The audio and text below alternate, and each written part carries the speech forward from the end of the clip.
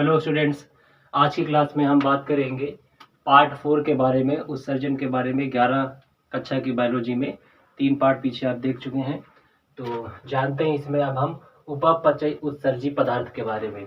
तो उपापचय एक प्रोसेस होती है, जितनी भी रिएक्शंस बॉडी के अंदर हो रही होती हैं टोटल उन्हीं को उपापचय कहा जाता है। और ये दो तरह की होती है, एक होता है उपचय और एक होता है अपचय।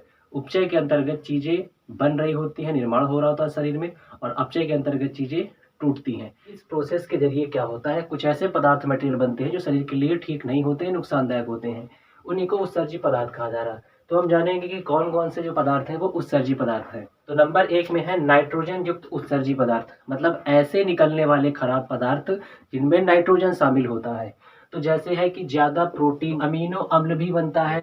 उसी तरह से जो न्यूक्लिक अम्ल है, तो ये भी एक उत्सर्जी पदार्थ है। न्यूक्लिक अम्ल किसको कहते हैं? डीएनए और आरएनए को ही न्यूक्लिक अम्ल कहा जाता है। तो ये भी बॉडी से बाहर निकलते हैं, अमीनो अम्ल भी निकलता है, और यूरिक अम्ल भी शरीर से बाहर निकलता है। यूरिक अम्ल क्या करता है, अगर इसकी मात्रा आपकी बॉडी में ज़्यादा रहेगी तो ये आपकी बॉडी में पथरी बना सकता है, और ये जा करके आपके जॉइंट्स में जो जोड़ है, जैसे हाथ है, पैर के जोड़ है, वहाँ पे जमा हो जाएगा, तो चलने में पेन होगा। तो बुढ़ापे में बहुत लोगों को जो प्रॉब्लम होती है, तो कहीं ना कहीं किडनी फंक्शन लो हो जाता है, उत्सर्जक पदार्थ ठीक से बाहर नहीं निकल पाते हैं। आजकल तो 30-40 साल के एज के लोगों को भी प्रॉब्लम हो रही है। तो ठीक से उसका बाहर ना निकलना या ज़्यादा इसका बनना, जो अमोनिया है ये भी बॉडी से निकलता है, ये भी खतरनाक होता है। यूरिया जो होती है, तो यूरिया तो मेन प्रोडक्ट होता ही है। यूरिन के साथ में पानी लगभग 95% होता है, 2% तक लगभग यूरिया होती है, तो ये भी बाहर निकलता है। एल्केलाइड है, एल्केलाइड क्या होता है, जैसे आपने देखा होगा मदार के पेड़ में पत्ते को तोड़ेंगे तो उसमें से दूध निकलता है, तो वो एक प्रकार का एल्केलाइड होता है। ठीक है, तो वैसे ये कई तरह के होते हैं, और ये मेनली प्लांट से मिलते हैं जितने भी एल्केलाइड होते हैं। और ये क्या कर सकता है, लीवर को डैमेज करेगा। अगर आपकी बॉडी में एल्केलाइड वाले मटेरियल जो उत्सर्जी पदार्थ ये ज़्यादा रहेंगे तो आपका लीवर के लिए ठीक नहीं है, लीवर को खराब करेगा ये। वहीं पर एक पदार्थ होता है, इसका नाम है क्रिएटिन। ये क्या होता है, क्रिएटिन जो होता है ये एक केमिकल है। शरीर जो है इस क्रिएटिन केमिकल का इस्तेमाल तब करता है जब उसको एनर्जी बनाना होता है। ठीक है, तो क्या होता है, जो मांसपेशियां होती हैं बॉडी की, वो इस केमिकल को लेती हैं, ये बनता है जनरली, ठीक है, उसको लेती हैं और वो एनर्जी बनाती हैं। तो लेकिन वहीं पर ज़्यादा होगा तो ज़्यादा तो चीज़ें सभी खराब होती हैं। तो इसका एक काम बताया जा रहा है क्रिएटिन का, ये क्या करता है और ये कब बनता है, कहीं ना कहीं तो केमिकल ये रहता है, और जब मांसपेशियों को एनर्जी देना होता है। अब एनर्जी क्यों दे रही है, उनसे काम कराने के लिए। तो हमको चलना है, दौड़ना है, बोलना है, मांसपेशियां की काम कर रही हैं, हाथ इधर चल रहा है, तो ये काम करना है, तो इसके लिए क्या चाहिए, एनर्जी चाहिए। तो इसको एनर्जी देने के लिए क्या होगा, क्रिएटिन आएगा, वो मांसपेशियों में जाएगा, उसको एनर्जी देगा, और मांसपेशी जो है काम करेगी। मुझे हाथ यहाँ से ऊपर नीचे करना है, तो इसको एनर्जी मिली है, इसकी वजह से, क्रिएटिन की वजह से। क्रिएटिन जा करके क्या करेगा, उसको मांसपेशियों को एनर्जी देगा, और ये मांसपेशी जो है काम करेगी। तो इस तरह से होता है। फिर इसके बाद अब ये आता कहाँ से, ये बॉडी में कहाँ से आ रहा होता है और कहाँ से आ सकता है, बन रहा है वहाँ पे। तो ये जो कोल्ड ड्रिंक वगैरह है या जो पत्तेदार सब्जियां होती हैं, उनको खाने से ये बॉडी में ज़्यादा बनता है। तो उनको अगर कोई लेगा, ठंडा कोल्ड ड्रिंक वगैरह पी रहा है, तो उससे बॉडी में ज़्यादा बनता है। और जो लोग पत्तेदार सब्जियां ज़्यादा खाते हैं तो उसमें भी ये बनता है। वहीं पर जो क्रिएटिनिन क्या होता है, क्रिएटिनिन क्या होता है, ये वेस्ट प्रोडक्ट होता है क्रिएटिन का। मतलब क्रिएटिन का भी एक वेस्ट प्रोडक्ट होता है, एक व्यर्थ पदार्थ, एक खराब पदार्थ बनता है। यानी क्रिएटिनिन क्या होता है, क्रिएटिन से बनता है। और क्रिएटिनिन ने क्या किया था, क्रिएटिनिन ने एनर्जी मसल को देने के लिए ये गई थी। क्रिएटिनिन गई और मांसपेशी को यहाँ पर आई और इसको एनर्जी दे दी, मांसपेशी ने काम किया। अब जब मांसपेशी ने काम किया उसके बाद ये क्रिएटिनिन बन रहा है, तो ये आपको ध्यान देना है यहाँ पर। और ये साथ में कैसे आएगा, जो लोग नॉनवेज खाते हैं उनके बॉडी में भी ये क्रिएटिनिन बनता है। तो जो लोग मांसाहारी हैं उनके बॉडी में प्रॉब्लम करेगा। अगला है हिप्योरिक, तो ये भी एक नाइट्रोजन युक्त पदार्थ है। ये एक प्रकार का अमीनो अम्ल है, और कैसे, कहाँ से आया है, प्रोटीन से आया है। ठीक है, अब इसका क्या यूज होता है बाहर की दुनिया में या डॉक्टरी लाइन में क्या यूज करेंगे, तो इसका रिसर्च में यूज किया जाता है। इस केमिकल का बॉडी में तो बन ही रहा है, तो रिसर्च में यूज करते हैं इसका। और इसके साइड इफेक्ट क्या हो सकते हैं, अगर ये हिप्योरिक एसिड बॉडी में ज़्यादा हो जाएगा तो क्या होगा, तो आपको स्किन से संबंधित जो है प्रॉब्लम्स होंगी, वहाँ पे रैसेस, खुजली वगैरह हो जाएगी, आपकी आंख को डैमेज कर सकता है, आपके हार्ट को, और आपका जो नर्वस सिस्टम, जो तंत्रिका तंत्र है उसको। तंत्रिका तंत्र देखिए क्या होगा, तंत्रिका तंत्र क्या होता है कि जैसे अभी हम खड़े हैं और मेरे पैर पर कोई चींटी आके काटने लगे, तो उसकी जो सूचना ब्रेन को पहुंचेगी कि नहीं देखिए आपके पैर के पास कोई चींटी काट रही है या कोई सुई चुभ रहा है, तो वो जो मैसेज पहुँचाया है वो तंत्रिका तंत्र ने पहुँचाया है। तो जो भी हमें अपने आस-पास के वातावरण से महसूस होता है, फ़ील होता है, वो तंत्रिका तंत्र हो की वजह से ही होता है। तो ये उसको भी डैमेज कर सकता है अगर बॉडी में ज़्यादा हो जाएगा, तो इसलिए इसको निकालना ज़रूरी होता है। साथ में जिसकी एज ज़्यादा बढ़ती आ रही है, एजेड होते आ रहे हैं 40 साल के, 50 साल के, 60 साल के, तो उनके बॉडी में ये ज़्यादा बनता है। और जो लोग चाय या कॉफ़ी बहुत ज़्यादा पीते हैं, तो उनकी बॉडी में भी ये ज़्यादा बनता है और ये सभी हानिकारक पदार्थ होते हैं। तो कहीं न कहीं इसको कम करने के लिए आप ये चीज़ें ना लें, उनको ज़्यादा ना लें।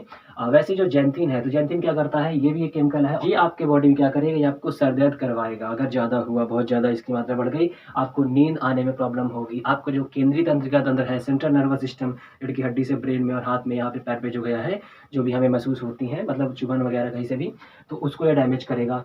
साथ में इसका यूज़ किया जाता है मेडिसिन में, जो है मेडिकल में इसका यूज़ करते हैं, अस्थमा के जो दमा के पेशेंट होते हैं, उनको ठीक करने के लिए। अगला जानते हैं ग्वानिन के बारे में। तो देखिए ग्वानिन क्या होता है? ग्वानिन जो होता है, आप जानते हैं कि जो न्यूक्लिक एसिड होता है, यानी जो डीएनए आरएनए होता है, तो उनके अंदर डीएनए में आप पाएँगे कि नाइट्रोजन 4 मिलता है, तो वहाँ पे एडेनिन, ग्वानिन, थायमिन, साइटोसिन मिलता है। तो वही वाला ग्वानिन है, लेकिन ये बॉडी में कहाँ से आता है? ये अमोनिया से बनता है। बॉडी में अमोनिया होती है, उसी का बाय प्रोडक्ट होता है, उसी से बनती है। और जो मकड़ी होती है, वो जो भी उत्सर्ज्य पदार्थ निकालती है अपना, जो भी खराब पदार्थ निकालती है, मलमूत्र जो भी करती है, वो ग्वानिन ही होता है। कभी कंपटीशन में पूछा जाए, ऑप्शन में दे दी कि बताइए इनमें से कौन-सा एनिमल जो है ग्वानिन को निकालता है, तो वहाँ पे मकड़ी ऑप्शन होगा, स्पाइडर होगा, तो आप उसी को सिलेक्ट करेंगे। आगे जानते हैं हम, ये नंबर 1 हो गया। अब नाइट्रोजन रहित उत्सर्जी पदार्थ, मतलब ये सभी जो पदार्थ थे, इनमें नाइट्रोजन था। अब आगे हम जानेंगे नाइट्रोजन रहित, ऐसे हानिकारक पदार्थ जो शरीर से बाहर निकलते हैं और उनमें नाइट्रोजन नहीं होता है। तो जैसे यहाँ पे पहला है हमारा ऑक्जेलिक एसिड। ऑक्जेलिक एसिड क्या होता है? ये प्लांट में मिलने वाला होता है। जिन लोगों को पथरी हो जाती है, तो उनके लिए मना किया था कि आप पत्तेदार चीज़ें नहीं खाएँगे, ठीक है? टमाटर नहीं खाएँगे। तो बीज वाले जो सब्जियाँ होती हैं या पत्तेदार होती हैं, उनमें ऑक्जेलिक एसिड बहुत पाया जाता है, तो इसलिए उनको मना किया जाता है, क्योंकि आपकी पथरी और क्या होगी? बढ़ेगी। और ऐसे अगर बाहर किया बात करी जाए इस केमिकल का, तो इसका यूज़ करते हैं साफ-सफाई करने के लिए, फर्श की सफाई के लिए, या कहीं पे दाग धब्बा उसको हटाने के लिए ऑक्जेलिक एसिड का यूज़ किया जाता है। अगला है लैक्टिक एसिड, ठीक है? इनमें भी नाइट्रोजन नहीं होता। लैक्टिक एसिड का इस्तेमाल जो किया जाता है, जितने भी पैकेट वाले प्रोडक्ट आते हैं, चाहे वो पॉलीथीन में हो, चाहे डिब्बे में हो, चिप्स है, मसाले हैं, हर चीज़ जो है पैकेट में आ रहा है। तो उस पैकेट में जो चीज़ रखी गई है, जो डाली गई है, वो लंबे समय तक उसकी एक वैलिडिटी होती है, एक समय होता है कि ये 6 महीने तक चलेगी, उसकी एक्सपायरी डेट होती है, ठीक है? कि ये खराब नहीं होगा इतने दिनों तक। तो वो खराब जो नहीं हो रहा है, तो उसको बजाय रखने के लिए, उसको अच्छा बनाए रखने के लिए उसमें केमिकल मिलाया जाता है, जिसका नाम है लैक्टिक एसिड। वहाँ पे इंसान की बात करें, तो लैक्टिक एसिड जब इंसान बहुत ज़्यादा काम करता है या वो जब थक जाता है, तो वो लैक्टिक एसिड की वजह से ही थक जाता है। यानी इंसान थक गया, इसका मतलब उसके बॉडी में लैक्टिक एसिड क्या है? बहुत ज़्यादा बन गया है। तो लैक्टिक एसिड ज़्यादा बनना, इंसान का थकना। जब भी आप कभी थक जाए, तो आप याद रखिएगा कि आपकी बॉडी में लैक्टिक एसिड ज़्यादा बन गया है। इसके अलावा जो है लैक्टिक एसिड अचार, दही, बियर और वाइन से भी आता है। तो जो लोग इनका ज़्यादा सेवन करते हैं, जो लोग खाते हैं, तो उनको भी लैक्टिक एसिड यहाँ से बढ़ जाएगा। और आप पाएँगे कि जो लोग इस तरह से बियर या वाइन वगैरह ले रहे हैं, ज़्यादा लेते हैं, अल्कोहलिक होते हैं, आप कह सकते हैं। तो बियर में भी कुछ कम मात्रा में ही सही, लेकिन अल्कोहल होता है वहाँ पे। तो वो क्या होते हैं? वो लेथार्जी टाइप के होते हैं, थोड़ा सुस्त होते हैं, थोड़ा एक्टिव नहीं होते हैं। तो ये इसका रिलेशन थकावट से है कहीं न कहीं, इसलिए वो काम कर रहा है वो। अगला है ज़्यादा केमिकल, हम जानते हैं। अगर आपकी बॉडी में ज़्यादा केमिकल हो गए, कौन-कौन से ज़्यादा केमिकल हो जाते हैं? तो जैसे है सोडियम है, कैल्शियम है, मैग्नीशियम है, तो ये ज़्यादा हो जाएँ, तो भी क्या है, आपको दिक्कत करेंगे और ये कहीं न कहीं उत्सर्ज्य पदार्थ के रूप में बॉडी से बाहर निकलते हैं। अगला है लेड। लेड भी उत्सर्ज्य पदार्थ है। लेड के बारे में जान जाते हैं कि ये लेड आता कहाँ से है, बाहर से बात करें, तो जो लोग ड्राई फ्रूट्स खाते हैं, या जो लोग पाइनएप्पल खाते हैं, ठीक है? या जो लोग मैंगो ज़्यादा खाते हैं, तो जो लोग ज़्यादा ये चीज़ें खाएँगे, तो उनके बॉडी में क्या होगा? उनके बॉडी में लेड जमा हो जाएगा। तो ड्राई फ्रूट्स में जैसे काजू बादाम, आपने ऐड देखा होगा, टीवी में आता है कि हाँ, 1 मुट्ठी बादाम खाइए और ऊँचाइयों पे जाइए। तो अगर आप ज़्यादा डेली 1 मुट्ठी बादाम खाते रहेंगे, तो आप जल्द ही बहुत ऊँचाई पे पहुँच जाएँगे, क्योंकि ये बहुत ही पॉइज़नस होता है, खतरनाक होता है। तो लिमिट में ड्राई फ्रूट्स खाइए, ठीक है? आगे बात करते हैं इसके बारे में। ये और क्या कर सकता है? ये आपके बोन में और टीथ में जो है जाके जमा होकर के उसको ख़राब कर देगा। इसके लिए और अच्छी बात जानिए, इसमें क्या होता है कि जनरली तो ये एक्सक्रीट हो जाता है, बॉडी से बाहर निकल जाता है। लेकिन अगर ये नहीं निकला, कुछ हफ्तों तक, 2-4 हफ्तों तक नहीं निकला, तब जाकर के ये हड्डियों तक में चला जाता है, दाँतों तक में चला जाता है, और फिर ये आपको ज़्यादा प्रॉब्लम करेगा, उनको लूज़ कर देगा, कमज़ोर कर देगा। इसके साथ ही आप पहचानेंगे कैसे कि आपकी बॉडी में जो है लेड की मात्रा ज़्यादा हो गई? तो उसके कुछ लक्षण होते हैं कि जैसे आपको सर दर्द होगा, पेट में दर्द होगा, मरोड़ होगा, जॉइंट में पेन होगा, आपके जोड़ों में दर्द होगा और आपको नींद ठीक से नहीं आ रही होगी, ये सभी लक्षण बॉडी में ज़्यादा लेड होने के होते हैं। जो डीजल पेट्रोल धुआं निकल रहा है उसमें भी लेड मेन होता है और वहाँ से भी आपके यानी पोल्यूशन के जरिए भी आपकी बॉडी में लेड जा रहा होता है। तो एक तो खाने के जरिए जाएगा ड्राई फ्रूट्स वगैरह से, और एक तो बाहर के पोल्यूशन की वजह से जाएगा। अब आप अगर इसको हटाना चाहते हैं घर में रह करके बहुत इजी तरीके से, तो इसके लिए आपको क्या लेना है, आपको विटामिन सी वाले फ्रूट लेना है, बी हो गया, कैल्शियम हो गया, आयरन हो गया। तो ये वाले प्रोडक्ट आप खाने वाली चीज़ें लेंगे अगर, तो आपकी बॉडी में लेड की मात्रा कम रहेगी, बैलेंस रहेगी, सही रहेगा। आगे है फास्फोरस। जो फास्फोरस होता है वो डेयरी प्रोडक्ट, जितने भी दूध वाले प्रोडक्ट होते हैं, दूध है, दही है, घी है, खोया है, तो उन सब से ये आता है। और जो लोग नॉनवेज खाते हैं, जो रेड मीट में जैसे मटन है या जो चिकन है जो लोग खाते हैं, तो उनके बॉडी में भी फास्फोरस की मात्रा ज़्यादा होगी। अगर है आयोडीन, तो आयोडीन जाते हैं नमक से मिलता है। अगला है पिगमेंट। पिगमेंट को हिंदी में वर्णक कहते हैं। तो वर्णक जो होता है बिलीरुबिन और बिलीवर्डिन नाम के वर्णक होते हैं, ठीक है, ये पित्त में मिलते हैं और उन्हीं के साथ में एक यूरोक्रोम नाम का होता है, ये भी बॉडी से बाहर निकलता है, ठीक है, उत्सर्जक पदार्थ के रूप में।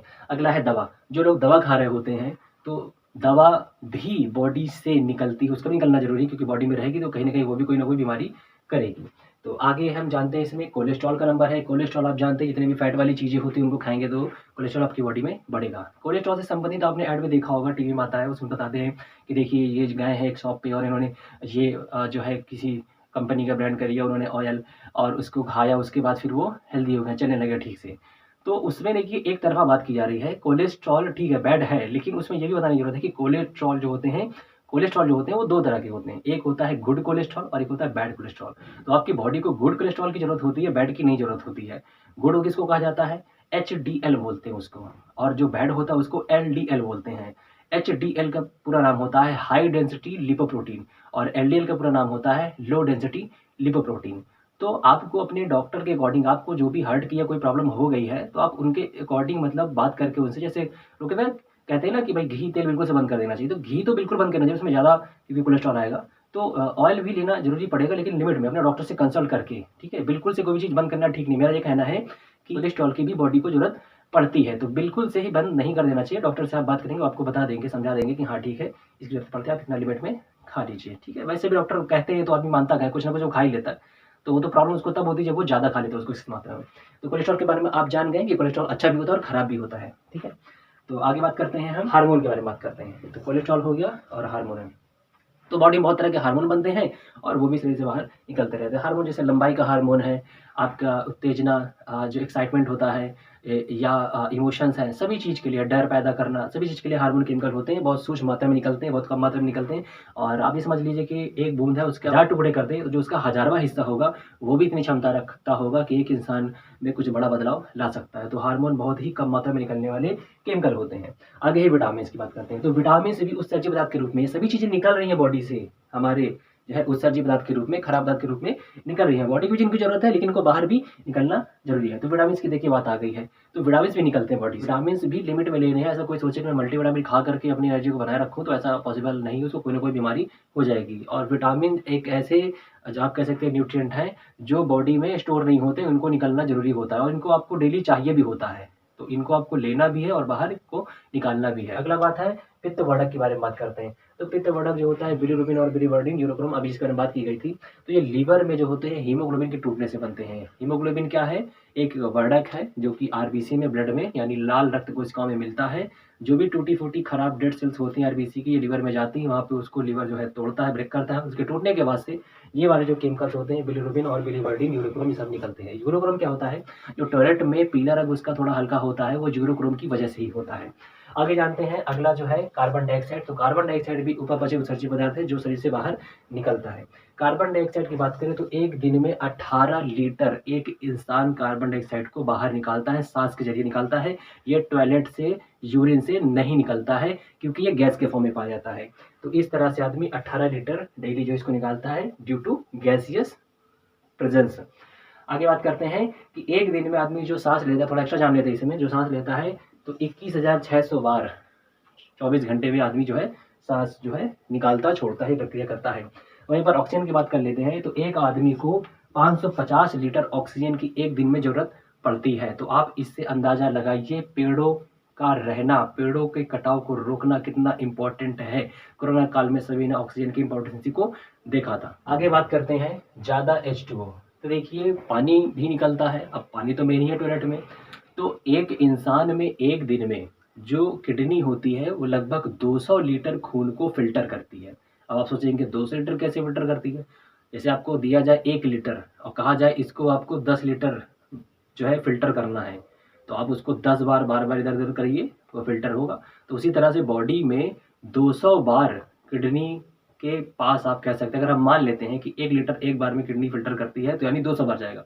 तो यहाँ पर उसकी लीटर की बात करी गई है कि 200 लीटर खून को किडनी जब फ़िल्टर करती है, तब उससे एक स्वस्थ व्यक्ति के वयस्क जो होना चाहिए, वो 1 से 1.5 लीटर तक यूरिन को बनाता है। तो मतलब जो पेशाब बनती है, वो 200 लीटर खून छनने के बाद जो है 1 या 1.5 लीटर तक पेशाब बनती है। पानी निकलने की बात हो गई। अब बात कर लेते हैं कि सांस के जरिए भी इंसान पानी निकालता है। बोल रहे हैं हम 24 घंटे सांस ले रहे हैं, उसमें भी पानी निकल रहा है वाष्प के रूप में। तो लगभग आधा लीटर पानी एक दिन में आदमी निकालता है सांस के जरिए, वेपर के रूप में। एग्जैक्ट होता है 450 मिलीलीटर, तो इसीलिए उसको लगभग में आधा लीटर बोला गया है। इस तरह से आज की वीडियो में आपने उत्सर्जित पदार्थों की डिटेल जानी। मिलते हैं नेक्स्ट वीडियो में।